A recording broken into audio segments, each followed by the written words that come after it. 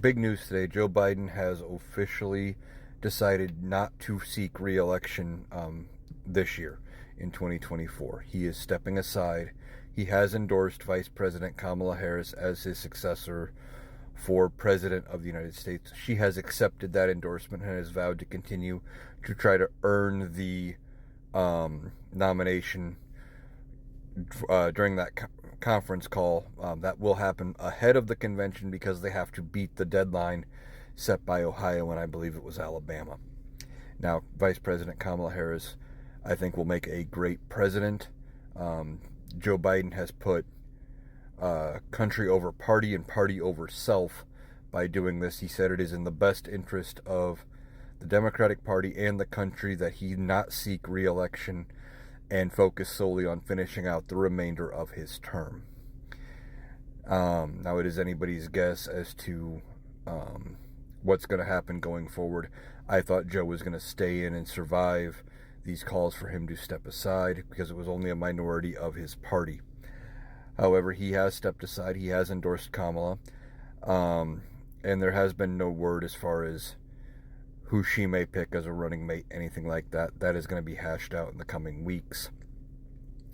And anybody who says they know for sure who she is picking more than likely is gaslighting or just speculating and acting like they know more than they say.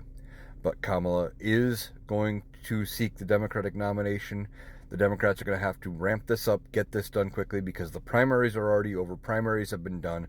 There is no process to hold a second primary, not this fast. They have to have everything in before there's a deadline in very early August for Ohio and Alabama, as well as deadlines in other states for where they have to get names on ballots.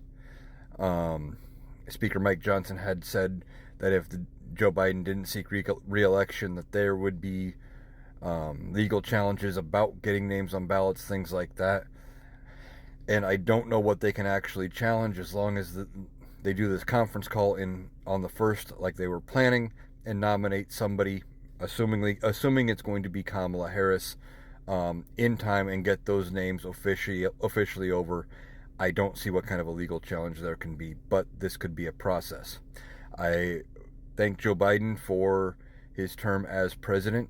He says he is going to finish out his term, which does end on 12 noon, January 20th, 2025. Now, I said I thank Joe Biden. He was a great president. I thought he could go for another term, but he has decided to step aside.